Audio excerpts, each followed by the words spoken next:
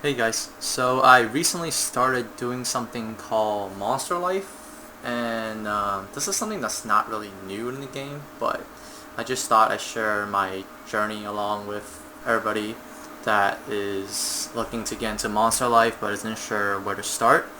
So in the beginning, essentially we have a bunch of quests that can be found here, and it's just a long quest line. I recommend you just do everything there and it'll help you get levels pretty quickly.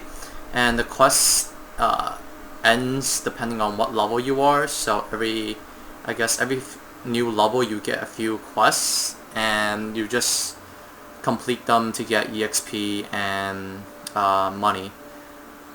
So essentially what I've learned so far in Monster Farm is that these pop-up balloon shops, are the best items to get for generating the in-game currency here. And let me show you how to get that. It's essentially this thing right here, and it requires 12 gems.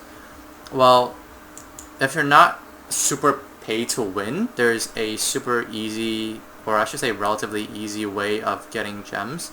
You essentially just farm it throughout the events, and I think in the recent event for Rise there was a coin shop that basically gave 7 gems every day, and you can do this on multiple characters, so that's something that's super OP, and you could farm it a bunch of times to get unlimited shops. Now, I didn't really try to get into Monster Life until much later, so I didn't bother with farming that much.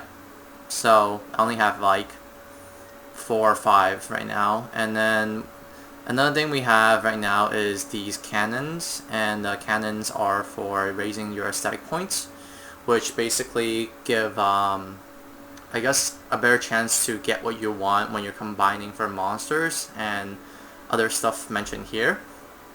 And so essentially you start off with, I think, 1 or 2 monsters that they gave you for free, and then you just go through a bunch of quests and they tell you how to get a new monster, but essentially you just visit any farm and you just try to fuse monsters. So let me show you what I mean.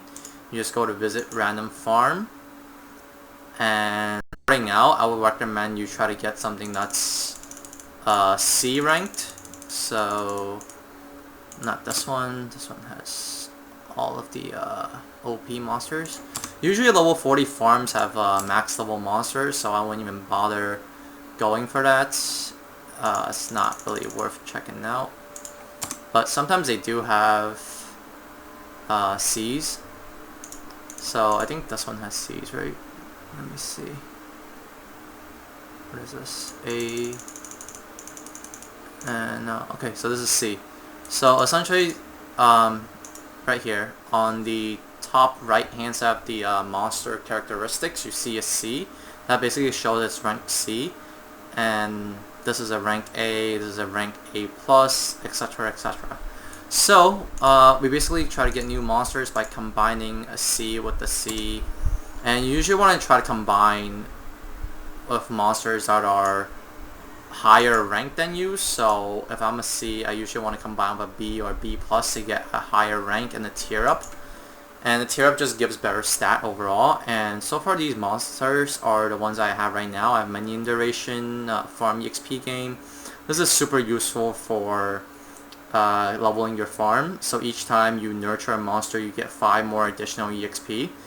And item drop rate in Arcane River, 4% chop discount, 5% meso rate obtained, strength, and this is a C that I just keep for fusing. And every now and then we get the, I think this is every 4 hours, we get 4 new quests, and it shows up on the left hand side. And then these daily quests are something like nurture a mushroom, nurture cats, play with soldiers.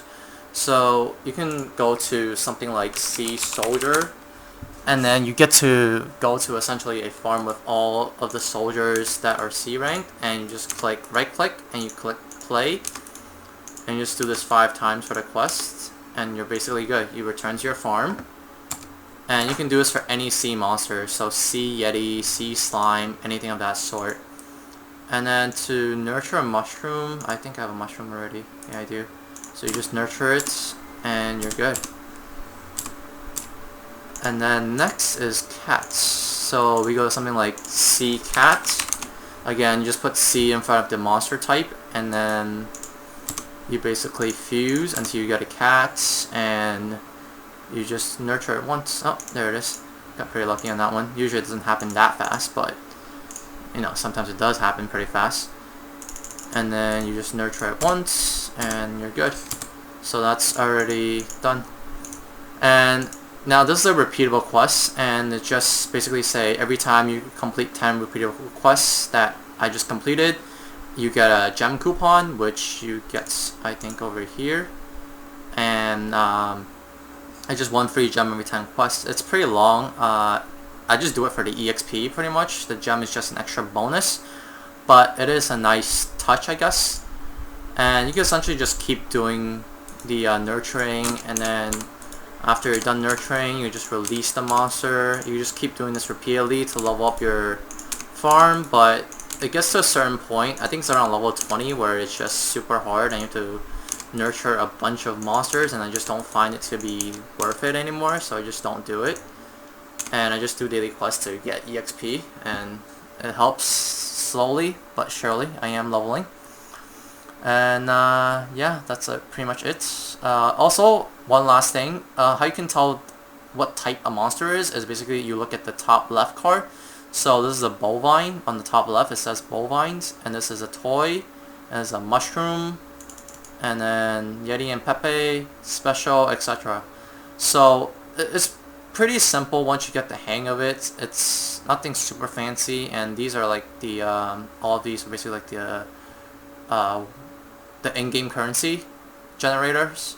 And yeah, as you level up, you get more ability to purchase different buildings, as well as more monster slots. And yeah, that's pretty much it for the introduction. Let me know if you guys want to see more of these series regarding Monster Life. It's not something I would do personally if you're not really like into it. It's not really super beneficial. It's something that's for more late game, but it's definitely worth considering if you're trying to get special bonuses like miso rate bonus and stuff like that. But yeah, it's not super worth it. If you were to work on link skills with the time you invest in Monster Life, you get much more range and bonus if you're a new player. So yep, that's it for this video. I'll see you guys in the next one.